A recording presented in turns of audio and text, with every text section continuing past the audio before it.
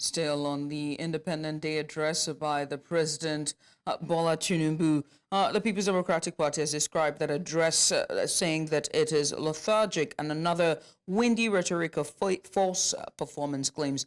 And now to discuss this further, we're joined by business and social policy analyst Kenneth Ike. Well, Kenneth, thank you so much for joining us. We appreciate you for doing this with us. Let's get started because we're pressed for time. In your opinion, how do you assess the impact of President Tinubu's speech on public perception of the government's effectiveness? All right, let me say a happy independence to Nigerians. I mean, we're alive, we're surviving. There is hope, but I do not know if there's renewed hope. With respect to your question and the strategic aspect of that question, the public perception definitely is driven by the stomach infrastructure of Nigerians. About 80% of Nigerians are actually dealing with some degree or some forms of multidimensional poverty. The hungry index, the happiness index in Nigeria is low. The hungry index is very high. The hunger index is very high. And what was supposed to be something that catalyzed into a volcano of hope for the country with someone who had been touted as the best man for the job has actually dampened the hopes and the aspirations of the Nigerian people. But I also sympathize with Mr. Bola Ahmed Tinubu. I like to call him Uncle Bola because the complex nature of the country and some of the factors that will make it impossible that he has failed to address, as he's still playing a lot of politics to his own base. And I hope that he's not playing the politics that is towards the aspirations of a second term. I would sincerely hope that he would empathize with Nigerians, he would open up himself for more engagement, and he will feel the pain of the Nigerian people. It can be better than this. The policies in the last 16 months have not been too fantastic. The reforms are good, but they did not come at the right time. And I hope that they can rejig these reforms and rejig the economy and actually listen to the yearnings of the teeming millions of the Nigerian people.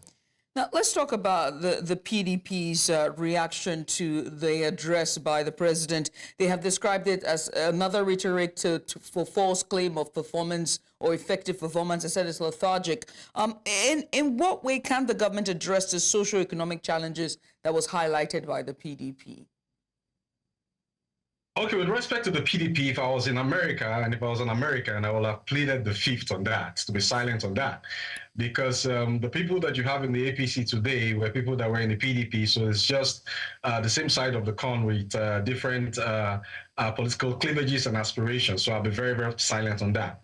But let's come back to the economy and see how we can actually revitalize the economy and what strategies the government should spearhead and the president himself should spearhead to revitalize the economy. Now, charity, they say, begins at home, and you can't be looking at someone else's farm and condemning it to be bushy when you have not done your own housekeeping. And the first strategy should be the reduction of the cost and burden of governance. The humongous salaries that elected officials are receiving in this country is diabolic, and it is pathetic, for better want of expression. The amount that is being used to procure things like vehicles for flying private jets and this unnecessary things, newspaper allowances, when Nigerians cannot even, the minimum wage cannot even buy a bag of rice. The president should look at this and elected officials look at this and cut down these costs. Now, secondly, we need to reduce the burden of taxation. This burden of taxation, whether it's for individuals or whether it's for organizations, is being passed down to the 80% of the teeming millions of Nigerian people who have to cope with the increasing cost of living and increasing cost of getting the basic amenities of life: food, shelter, and clothing. It's also very important that the government begins to direct its expenditure to strategic capital projects that will have a positive multiplying effect on macroeconomic objectives, key of which are the provision of or the reduction of unemployment and the provision for the full employment of factors of production and factors of economic productivity. We should be seeing capital projects that will give Nigerians the avalanche of opportunities to be employed and that will generate or guarantee even distribution of income and wealth, so that Nigerians at least can begin to earn income that can take them home and feed their families. These are key strategies that the government should actually be looking at. And I'm sure that if the government pays attention to this, and I'm sure that if the government begins to look at how we can introduce a system where we'll have revolving credits in the economy and make the economy a credit-based economy. People should have access to funds. People should have access to funds that come with low cost of capital. These things will help to push the country in the right direction for economic recovery, economic revitalization, and economic repositioning. And in economic repositioning, clearly that would also entail foreign direct investment. We've seen the president go on trips, and they've said that those trips are to garner foreign direct investments, FDIs, into Nigeria. But how do political narratives influence, business confidence and investment in Nigeria, given the climate that we find ourselves in present day today, Nigeria? All right, I've already said that you cannot divorce politics from economics. And the present political climate will definitely affect the attractiveness index of Nigeria as an economy.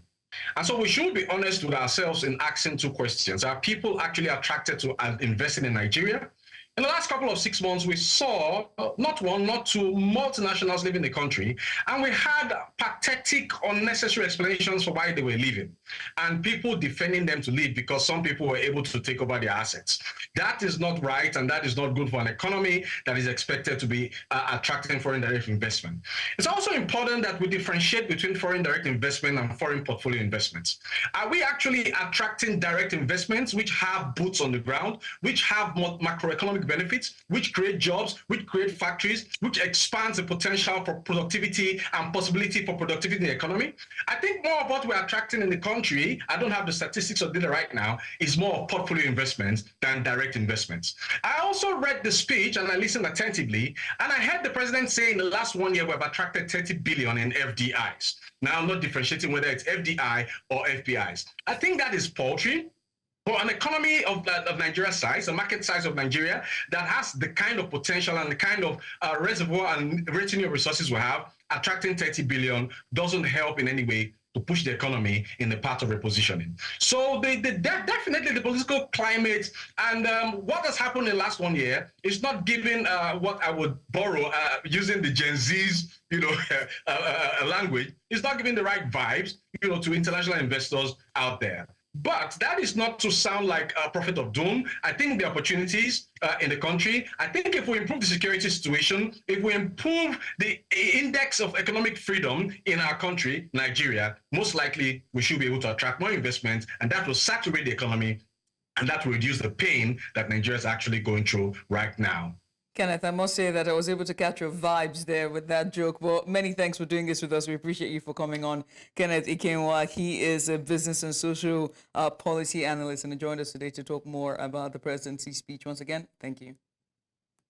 Let's keep hope alive. I still believe in Nigeria. Oh, we all do.